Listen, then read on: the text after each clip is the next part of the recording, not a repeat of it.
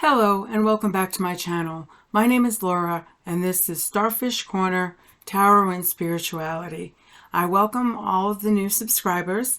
I thank you to those who have commented. I am still continuing on my road to healing. I will admit I'm a little bit tired, which is why there may be a delay in getting videos out. However, I thought for a long time we haven't done any angels. So that seems popular, and I would like to remind you to like, share, subscribe, and hit the thumbs up to help the algorithm so that we can share. Anyway, the Angel Wisdom Tarot is what I've picked by Radley Valentine. And this is a really nice deck.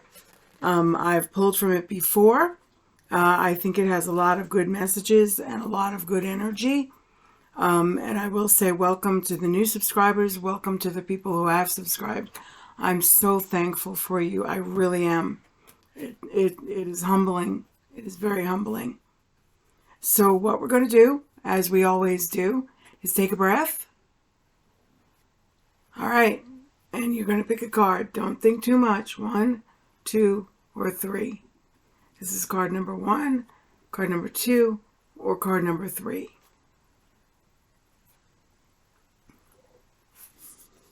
Alrighty.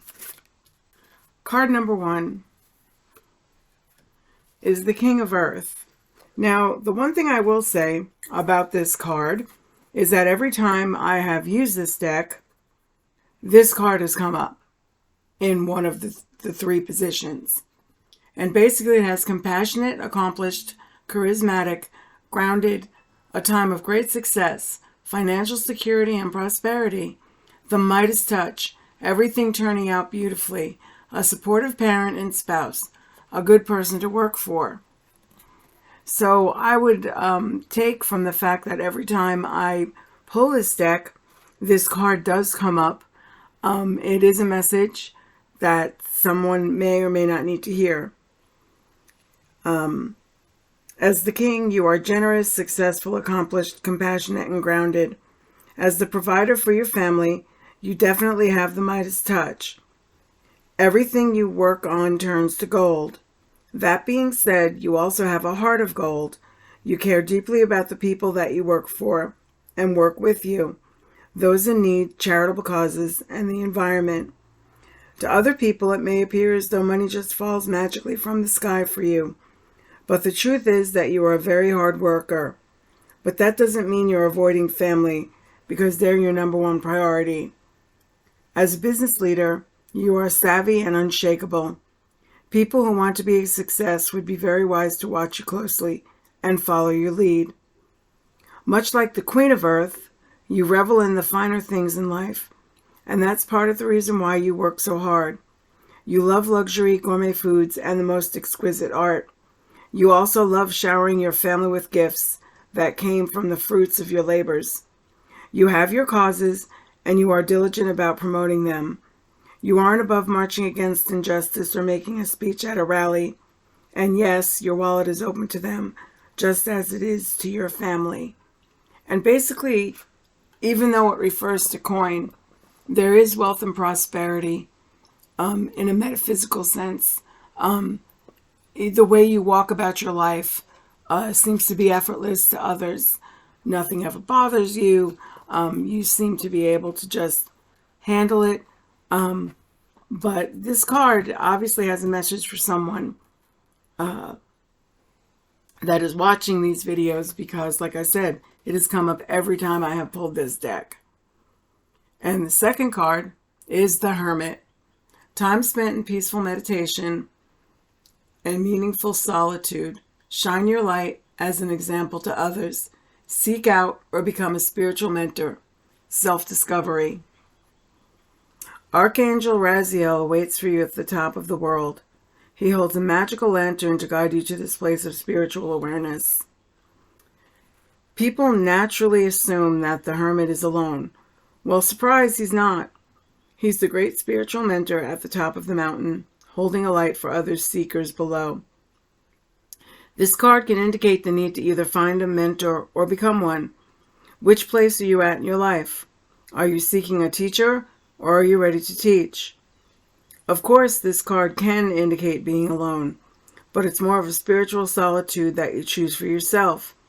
It's a desire to go inward and revisit some of the insights you discovered with the High Priestess. This card can also indicate a need for you to shine your light for others to see. Self-discovery. Take a peaceful break from society, pondering the mysteries of life, or searching for enlightenment. Reconnecting with Source. So this is a good thing. It's showing a lantern, and maybe you're looking for some kind of spiritual awakening, or you feel, that you need to take a little bit of time for yourself, which is not a bad thing. It's a good thing, actually. It really is. And you can't put a price on peace. You can't put a price on your peace of mind. You can't put a price on time spent pondering and becoming one with the universe and engaging in light and love. So make time for that. And the third one is Seven of Earth. Seeds well planted. Efforts or investments that will be rewarded in the future. The need for patience. A time for resting and planning for the future. Unnecessary worry. This is a card of patience and faith. Think of your efforts so far as being like planting seeds in a garden. If cared for properly, then your harvest will be bountiful and abundant. However, that usually doesn't happen overnight. The Seven of Earth can make it feel as though things have come to a standstill, but they haven't. Plans, like plants, take time to grow, and some dreams grow more slowly than others. There is no need to worry. Tend to your metaphorical garden, and it will bring forth fruit. In the meantime, this is a good time to rest, assess your plans for the future, and work on other priorities. Just don't ignore your garden. This card can also deal with perseverance, slow but measurable progress, future rewards for your efforts, and reaching a goal. And please don't engage in unnecessary worry. What I like to do, since spring is almost upon us, is what you can do if you're trying to manifest certain things.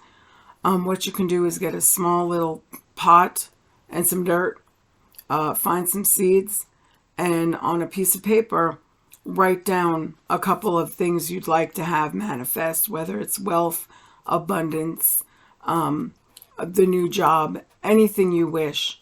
Fold up that piece of paper and put it in the flower pot, put dirt and the seeds on it, and metaphorically you're tending a plant, so you're watching what you're wishing for come into fruition.